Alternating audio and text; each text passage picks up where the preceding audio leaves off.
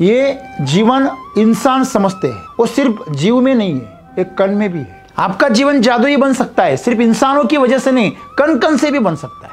सृष्टि का जो स्रोत है, वो स्रोत जो ऊर्जा का, जिसे हम ईश्वर तत्व कहते हैं, वो हर कण कण में है। हर कोई चीज जो इस संसार में है, उसके अंदर क्या है, ईश्वर का तत्व पड़ा है। आप वहां तक पहुंचना चाहिए हमें।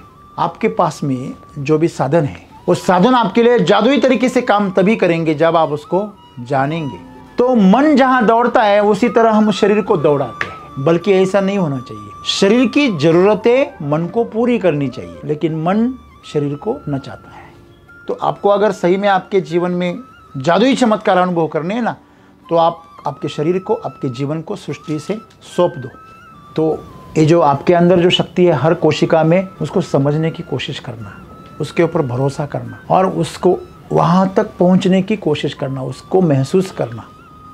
तो आज से इतना सीखिए, खुद को इतना संवेदनशील बनाइए कि आपके अंदर के कोशिकाओं के हर कण तक आप पहुँच सके और उसकी ऊर्जा आपको मिले। दोस्तों, हम सभी जानते हैं विज्ञान के माध्यम से कि हर चीज़ जो बनी है, पदार्थ जो बना है, वो एटम से बना है, और हर जीव जो बना है वो कोशिकाओं से बना है। और विज्ञान इसके आगे भी चला गया, तो एटम के अंदर भी पार्टिकल्स होते हैं। जैसे कि उसकी परिधि पर होता है इलेक्ट्रॉन जो घूमता रहता है, उसके अंदर होता है प्रोटॉन, न्यूट्रॉन, और उसके अंदर भी उनको पता चला है कि एक गॉड पार्टिकल है जो किसी भी भौतिक उपकरण से, टेक्नोलॉजी से परे है, उसको जाना नहीं जा सकता। तो इंसान अपनी बुद्धि के माध्यम से पदार्थ के अंत तक पहुंच गया और कोशिकाओं के अंत में पहुंच गया। तो कोशिका के अंदर भी पूरा जीवन है। जितना कि एक जीव में होता है, वो सभी सुविधाएं एक सेल में होती है। एक कोशिका अपने बलबूते पर जिंदा रह सकती है अगर उसे, जिस तरह एक जीव को खाना मिलता है, उसे सांस मिलती है, तो उसी तरह अगर किसी सेल को, किसी कोशिकाओं को अगर आप खाना दे दे तो वो जिंदा रह सकती है। ये प्रयोग हुए। तो इसीलिए तो हम एक पेशीय प्राणी को जानते, एक कोशिका का प्राणी होता है अमीबा, सबको पता है। और बहुपेशियों में सब आते हैं, तो सबसे बड़ा है शार्क, देव मासा जिसे बोलते हैं, वो सबसे विशाल है। तो दोस्तों, ये जो जीवन है, ये जीवन जो इंसान समझते हैं, वो सिर्फ जीव में नहीं है, एक कण में भी है। इसलिए तो अणु का स्फोट होता है, विशाल एनर्जी, प्रचंड ऊर्जा उससे बाहर पड़ती। तो सिर्फ इस जीव में ऊर्जा नहीं है, हर कण में भी ऊर्जा है। जो जो उस ऊर्जा तक पहुंचे हैं, उन्होंने कुछ चमत्कार किए हैं। तो हम अगर मिट्टी की ऊर्जा तक पहुंचे तो हम फसलें उगा सकते हैं। हम किसी पदार्थ की ऊर्जा तक पहुंचे तो उस ऊर्जा से हम कुछ बना सकते हैं।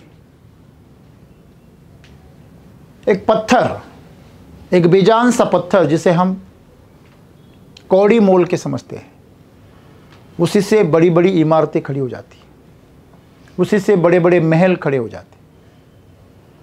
तो उसके अंदर ऊर्जा है, उसके अंदर ईश्वर तत्व है। ईश का मतलब होता है सबसे महान, सबसे बेहतरीन, जिसके आगे कोई नहीं। तो ये जो ईश्वर तत्व है हर कण के अंदर, तो उस कण के अंदर जो ईश्वर तत्व बैठा है, वहां तक हमें पहुंचना है। हमारा जीवन जो है वो परिधि पर है। समझ लीजिए, हम किसी इंसान से हमारा परिचय हो गया, दोस्ती हो गई, पहचान हो गई, चलते चलते क्या हम बाहर से जान सकते हैं कि ये इंसान अंदर से क्या है? जान सकते हैं? क्या हम उसके अंतर तक पहुंच सकते हैं? पहुंच सकते हैं। अगर हम उसके अंतर्मन तक पहुंच गए, उसको हमने जानने की कोशिश की, तो हम उसके करीबी हो जाते हैं। उसके करीबी होना पड़ेगा, तभी आप उसको जान सकते हैं। अब जितना आप उसको जानोगे उतना आपके लिए वो खुल जाएगा। आपको सबको पता है कि भगवान श्री कृष्ण का दोस्त था, बचपन का दोस्त था। कौन था? तो गरीब था। सुदामा तो गरीब था, लेकिन श्री कृष्ण एक राजा थे, ईश्वर के अंश, ईश्वर के अवतार थे। तो उनकी जो दोस्ती थी, उसी की बदौलत आगे जाके सुदामा भी अमीर हुए। क्यों? क्योंकि उन्होंने भगवान श्री कृष्ण के अंतरतम को जान लिया। तो आप भी अगर किसी इंसान के अंतर तक पहुंच गए, तो उसके अंदर की अच्छाइयाँ, उसके अंदर की जो ऐश्वर्य है, उसके अंदर की जो भी अच्छे अच्छे तत्व है, वो आपको हासिल हो सकते हैं। अगर हम किसी इंसान के अंदर के तत्वों को जान सकते हैं, तो हम उसके साथ में अपना भी विकास कर सकते हैं। समझ लीजिए आपका कोई बचपन का दोस्त कलेक्टर बन गया और आप उसके शहर चले गए, तो उसने सबसे पहचान कराएगा, वो ये मेरा बचपन का दोस्त है। तो उसके जो सभी अधिकारी वो आपको भी क्या करेंगे? रिस्पेक्ट करेंगे, वो आपका भी ख्याल करेंगे। वो बोलेगा सबको, ये इसका ख्याल रखना। तो जैसे ही कलेक्टर का ख्याल रखा जाता है, वैसे आपका ख्याल रखा जाएगा। तो उसकी ऊर्जा जो है वो जब आपको मिलती है, तो आपका जीवन जादुई बन जाता है। अरे गांव में कुत्ता तक हमारी बात नहीं सुनता, और वहां कलेक्टर के तैसे आपका सम्मान हो रहा है, आदर सत्कार हो रहा है। तो उसी बात को आप सदगुरु आज आप हमें बता रहे हैं। आपका जीवन जादुई बन सकता है, सिर्फ इंसानों की वजह से नहीं, कण कण से भी बन सकता है। क्योंकि सृष्टि का जो स्रोत है, वो स्रोत जो ऊर्जा का, जिसे हम ईश्वर तत्व कहते हैं, वो हर कण कण में है। जैसे कि हम जानते हैं कि बारूद की छोटी सी टिक्की, हम उसको अगर हथौड़ी से मारे या पत्थर से मारे तो फट से फट जाती है। छोटी सी, दिखती भी नहीं, इतनी छोटी सी। कितना बारूद होता है उसमें? बहुत थोड़ा सा, एक बाजरे के दाने जितना बारूद होता है, फिर भी वो फट जाता है, क्योंकि उसके अंदर ऊर्जा है। आपको पता है, आपने अगर किसी साधन को, अगर कोई वाहन है आपके पास में, समझ लीजिए आपके पास में कोई कार है, उसके अंदर की ऊर्जा को आपने अगर जान लिया, उसके अंदर की ताकत की स्रोत को आप अगर जान लिया, तो आप उसका इस्तेमाल कर सकते हैं। कर सकते हैं। तो हर कोई चीज़ जो इस संसार में है, उसके अंदर क्या है? ईश्वर का तत्व पड़ा है। आप वहाँ तक पहुँचना चाहिए हमें। बस कोई चीज़ हम जो बाहर से देख रहे हैं वो वैसी नहीं होती, उसके अंदर ऊर्जा होती, और उसी ऊर्जा को ईश्वर तत्व कहा गया है। जैसे कि हर सृष्टि के हर पदार्थ में, कण कण में अगर ऊर्जा है, तो हमारे हर कोशिकाओं में क्या है? ऊर्जा है। अगर हर कोशिका की ऊर्जा तक आप पहुंच गए, तो आपका जीवन जादुई बन जाएगा। कैसे? आज हम सिर्फ ऊपरी तल पर जी रहे। हमें अगर कुछ हो गया तो हम पहले कहाँ दौड़ते हैं? कुछ तकलीफ होने लगी, कुछ बीमार हो गए, तो कहाँ दौड़ते हैं हम? हॉस्पिटल की तरफ, डॉक्टर की तरफ दौड़ते। पुराने जमाने में लोग कहां दौड़ते थे? जंगल में रहते थे, वैद्य भी नहीं था, फिर वो सृष्टि के साथ संपर्क में थे, अपने शरीर के साथ संपर्क में थे, तो खुद के सब समस्याओं का निवारण करते थे। उसी से वैद्य शास्त्र विकसित हुआ, उसी से आयुर्वेद विकसित हुआ। तो ये जो जीवन है ना, ये पूरा पूरा संपूर्ण है। इसके अंदर हर वो सॉफ्टवेयर है जो आपको जीवन की हर समस्या से आपको छुटकारा दे सकता है। लेकिन हमने वो जो प्रकृति का संपर्क है वो छोड़ दिया। हम हर चीज का जो हल है वो कहाँ ढूंढते हैं? कहाँ ढूंढते हैं? बाहर ढूंढते हैं। तो हमें हल चाहिए तो आपके अंदर है। क्योंकि जैसे योग में कहा जाता है कि अगर आपके शरीर में कुछ हो गया तो आप मैन्युफैक्चरर के पास जाइए, लोकल मैकेनिक के पास मत जाइए। अगर आपके पास ब्रांडेड मोबाइल है, गाड़ी है, कार है, जो भी चीज़ है, कोई उपकरण है घर का, वो ब्रांडेड उपकरण लेके आप कोई भी मैकेनिक के पास जाते क्या? क्यों नहीं जाते? वो बोलते अगर लोकल मैकेनिक के पास चले गए तो उसके पास में उसका पार्ट नहीं मिलता, और उसके अंदर का जो सिस्टम है वो उसको मालूम नहीं होता, वो स्पेशल होता है। लोग बोलते हैं ना, अभी गाड़ियों में सॉफ्टवेयर आता है, सॉफ्टवेयर से गाड़ी को इनबिल्ट किया जाता है, तो पता चलता है गाड़ी के कौन से पार्ट में तकलीफ है। तो आपको खोलना जरूरी नहीं है, पहले खोलना पड़ता था। अभी शरीर के अंदर क्या हो रहा है, वो कुछ प्रणाली आ गई है, बाहर से आप एक्सरे निकाल सकते हैं कि अंदर हड्डी कैसे टूट गई, कौन सी नस आपकी दब गई है, कौन सी नस में गांठें हो गई है, आप बाहर से पता चला सकते हैं, अंदर जाने की जरूरत नहीं। तो दोस्तों वैसे ही है, आपके पास में जो भी साधन है वो साधन आपके लिए जादुई तरीके से काम तभी करेंगे जब आप उसको जानेंगे, जब आप उसको जानेंगे। और आपको जानने का एक ही तरीका है, मैन्युफैक्चरर के पास चले जाओ। आपको गाड़ी का जो मैनुअल मिलेगा वो कहाँ मिलेगा? मैकेनिक के पास मिलेगा या मैन्युफैक्चरर के पास? और इसका मैन्युफैक्चरर कौन है? पंचमहाभूत है, प्रकृति है, सृष्टि है। तो आप कहाँ है सृष्टि, कहाँ चला जाऊँ मैं? आप कहीं मत चले जाना, उसके ऊपर सौंप देना। जो भी आपके सामने जो भी परिणाम आए, उस परिणामों से आप अंदाज़ा कर लेना कि ये प्रकृति आपको क्या कहना चाहती है। हर चीज़, हर लक्षण, देखिए आमतौर पे हमें किसी को भी जब बीमार पड़ जाती है तो क्या आता है?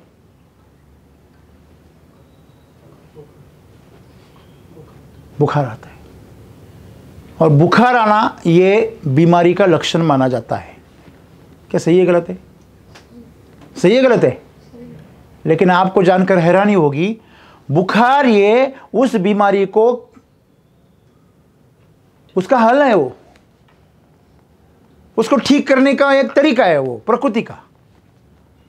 टेम्परेचर बढ़ा के आपके अंदर जो पैथोजेंस एंटर कर गए हैं, घुस गए हैं, उनको रोकने का, उनसे लड़ने का वो परिणाम है। जब आपका इम्यून सिस्टम उसके साथ लड़ता है, आपके वाइट सेल टी सेल और बी सेल जैसे लड़ते हैं जब अंदर, तो लिम्फेटिक सिस्टम आपका जो है वो जब काम करता है, तब वो जब लड़ता है तो लड़ने से संघर्ष पैदा हो जाता है, उससे टेम्परेचर बढ़ता है। लोग बोलते हैं, जब गोलियां खाते हैं तब लोग बोलते हैं अरे पसीना आ गया तो तेरा अभी बीमारी कम हो जाएगी, ऐसे बोलते हैं ना आमतौर पर पुराने लोग।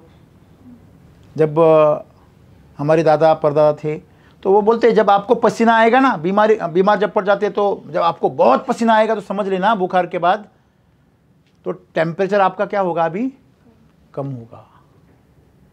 पसीना आना बहुत ज़रूरी है। 3 दिन लोग पट्टियाँ डालते थे, गोलियां नहीं खाते थे, क्योंकि वो जानते थे 3 दिन वो लड़ाई चलती है। अभी 3 घंटे तक नहीं चला सकते हम। क्यों? क्योंकि हमने पूरे शरीर को प्रकृति से तोड़ दिया। सृष्टि का जो स्रोत है, उसके अंदर की जो ऊर्जा तत्व है, उससे हम भटक गए और बाहर चले गए मैकेनिक के पास। दोस्तों, ये शरीर जो है वो खुद को ठीक करना जानता है, वो अच्छी तरह से जीना जानता है, लेकिन हम उसकी कुछ चलने नहीं देते। हम अपने मन की चलाते। हाँ, तो मन जहां दौड़ता है उसी तरह हम शरीर को दौड़ाते हैं, बल्कि ऐसा नहीं होना चाहिए। शरीर की जरूरतें मन को पूरी करनी चाहिए, लेकिन मन शरीर को न चाहता है। और यही तो हाल हो गया। इसीलिए सद्गुरु हमें कह रहे हैं कि आपका जीवन जो जादुई हो सकता था, अभी एक मुसीबत बन गया है। हाँ? देखो, जीवन में जब भी खुशियां मनाने का, उत्सव मनाने का मौका आता है ना, तब हम नाचते, उछलते, कूदते। आप नाचने लगे, कूदने लगे, उछलने लगे, तो आपके कमर में मोच आने लगी, आपकी हड्डियां टूटने लगी, तो ये मुसीबत बन गई। हाँ? है कि नहीं? हाँ? आपको अगर किसी हवाई जहाज में बैठने का मौका मिल गया तो आपको चक्कर आती है, आपको घबराहट होती है, तो ये क्या मुसीबत है? जीवन का आनंद लेते समय अगर आपको डर लग रहा है, आपको परेशानी हो रही है, तो ये जीवन जीने का तरीका नहीं। आज हालत ये है कि जो नई पीढ़ी है, उनको एक बच्चा होने तक भी तकलीफ सहन नहीं हो पाती। जो आईटी में जो लोग गए हैं, वो लोग बोल देते हैं मुझे कोई बच्चा नहीं चाहिए, मैं अडॉप्ट कर लूंगा। क्यों? वो तकलीफ नहीं चाहिए, वो दर्द नहीं चाहिए, वो नहीं सह सकते।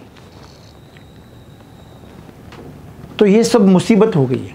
जो अपना सम्मान था, किसी भी स्त्री के लिए बच्चा होना एक क्या है, माँ होना क्या है, एक सम्मान है, लेकिन आज वो मुसीबत बन गए। क्यों? क्योंकि हम सृष्टि के स्रोत से दूर चले गए।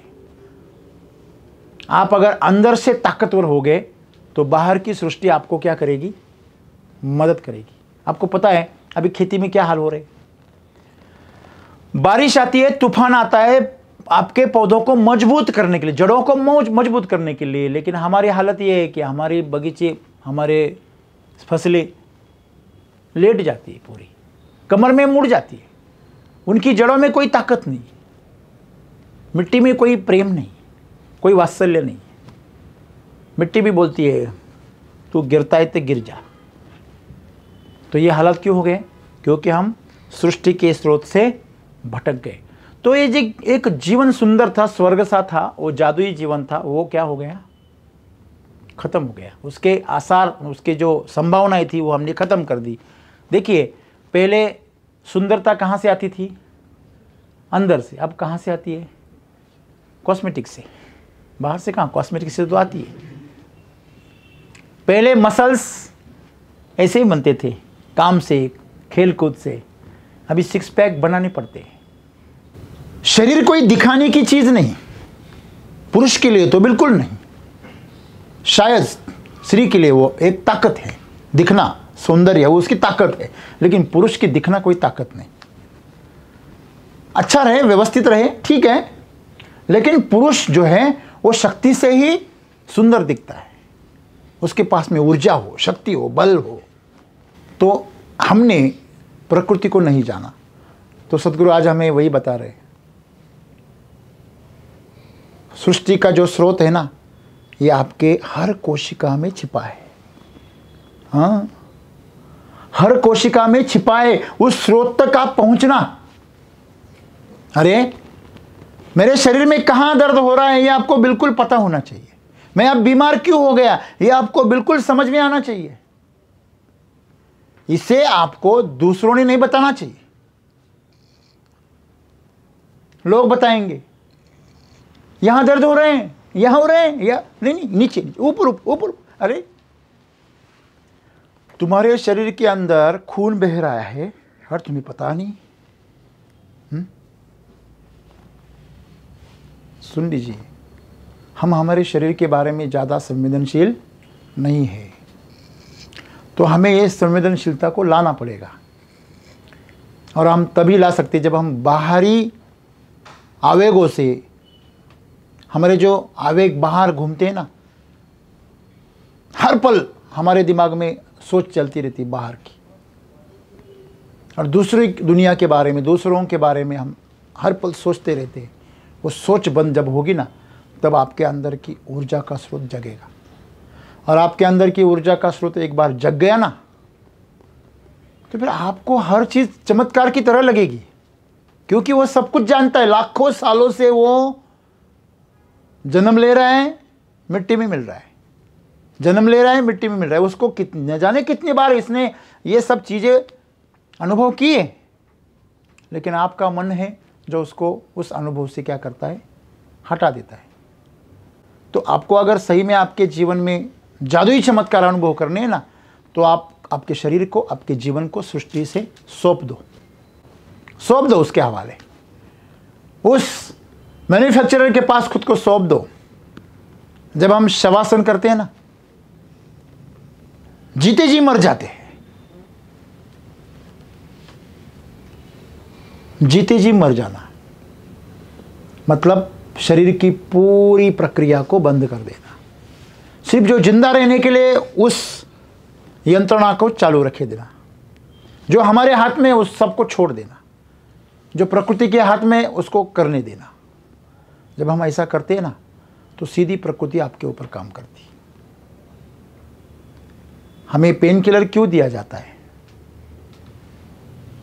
क्योंकि एक शेख चिल्ली बीच बीच में टांग अड़ाता है।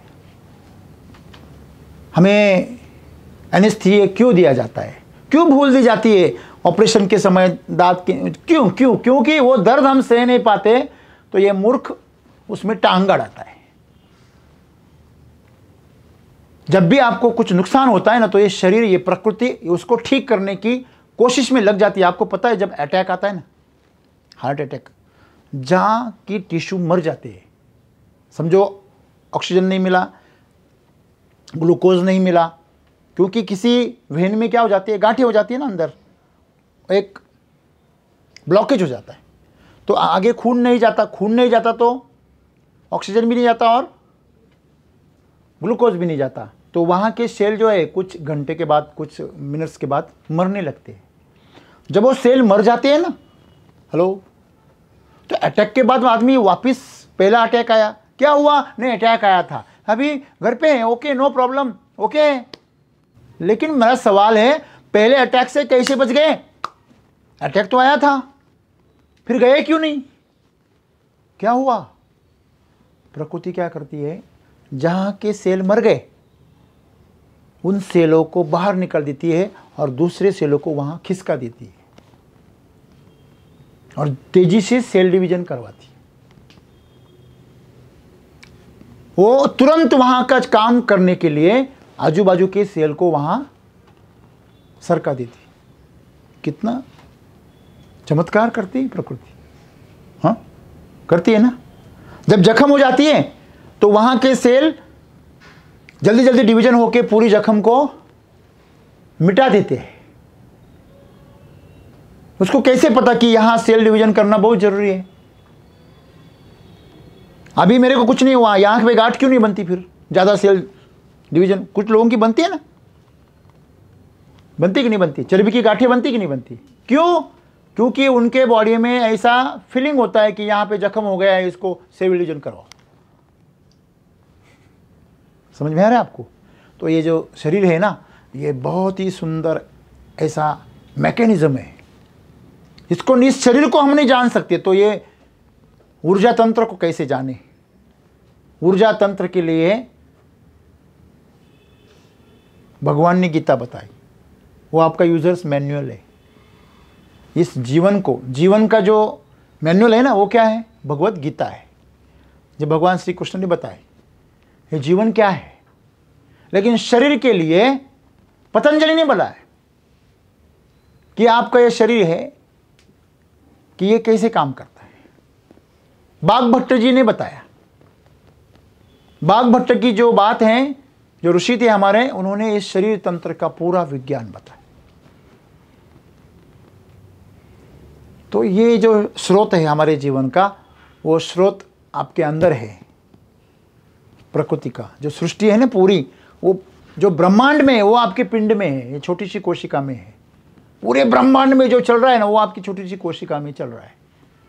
तो आपको कहीं जाने की जरूरत नहीं, आप उससे कनेक्शन कर लो। हेलो, ऐसे बोलते हैं ना, ईश्वर छोटे बच्चे में होता है। ईश्वर कहाँ होता है?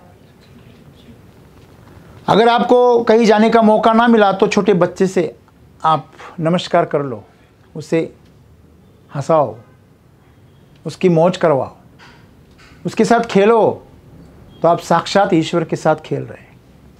इसलिए तो सबको बच्चों के साथ खेलना अच्छा लगता है ना। हमेशा याद रखना, बूढ़े और बच्चे, इनका मेला बहुत अच्छा होता है। माँ बाप का नहीं होता इतना अच्छा, दादा दादी का, नाना नानी का होता है। क्यों पता है आपको? दोनों एक दूसरे के करीब है। ये अभी बच्चे होने वाले हैं और ये बूढ़े होने वाले हैं। बच्चे बूढ़े होने वाले हैं और बूढ़े बच्चे के रूप में जन्म लेने वाले हैं। इसलिए दोनों एक दूसरे के पास है। और जो युवा है वो उन दूसरे से 30-40 साल का अंतराल है, बहुत बड़ा अंतर है। उनकी अवस्था अलग है।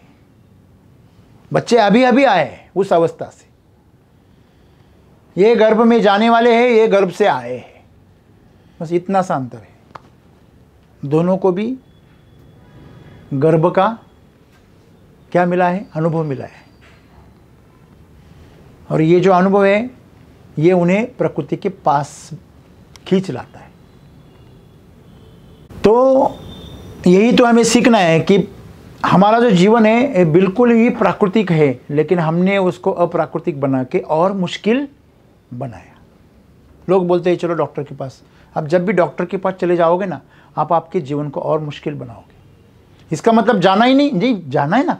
आपका एक्सीडेंट हो गया, कोई ऐसी चीज़ हो गई कि आप मूर्छित हो गए और पता ही नहीं चल रहा है, तो आप लेके जा सकते हैं। लेकिन जब तक आपका खाना चल रहा है ना, मेरी बात याद रखना, जब तक आपकी सांस अच्छी चल रही है और आपका खाना मुंह से जा रहा है ना, तब तक डॉक्टर की कोई ज़रूरत नहीं। आप उसको ऐसे ही ठीक कर सकते। 99% आपके जीवन में डॉक्टर की कोई ज़रूरत नहीं। तो इस सृष्टि के स्रोत के पास चले जाएंगे तो खाली आप तंदुरुस्त रहेंगे ऐसा नहीं, आपका जीवन ही जादुई हो जाएगा। तो ऐसे आप अगर जादुई जीवन जीना चाहते तो अपने अंदर ढूंढिए, हर कोशिका में सृष्टि का स्रोत छिपा है।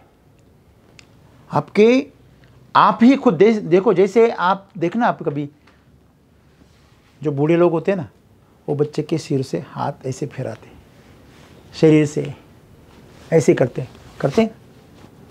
हम नहीं करते कभी। क्यों? क्योंकि वो जिन चीज से चूक गए।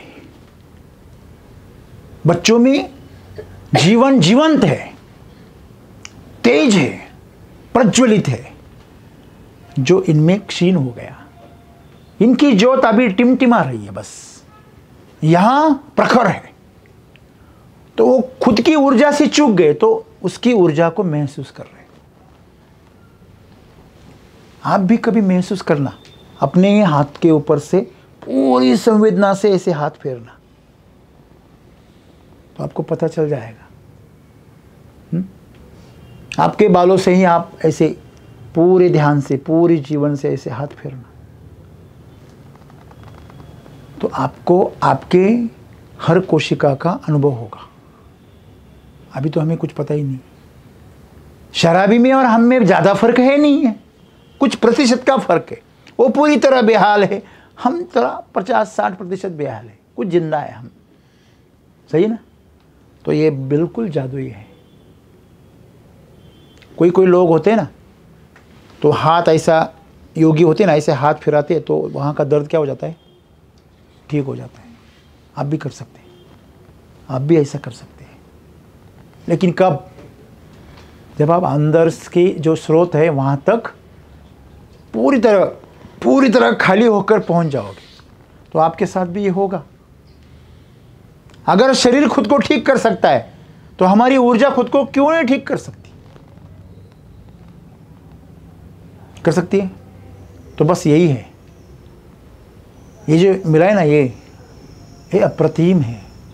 पूरे ब्रह्मांड में, सृष्टि में ऐसा कोई मैकेनिज्म नहीं है जैसे मनुष्य के पास है।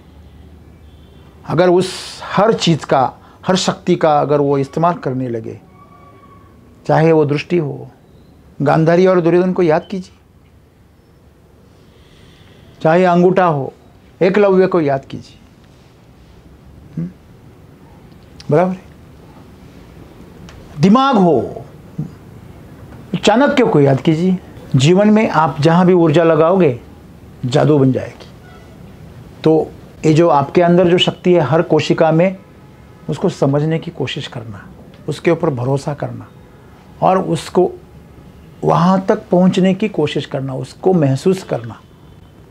हम हमेशा दूसरों को महसूस करने की कोशिश करते हैं, दूसरों में हमारा सुख और आनंद ढूंढते, अपने आप में ढूंढना। जिस दिन आपने अपने अंदर की ऊर्जा को ढूंढ लिया तो आपका जीवन इतना सुंदर बनेगा कि उस सुंदरता की चमक से लोग आपके तरफ आकर्षित हो जाएंगे।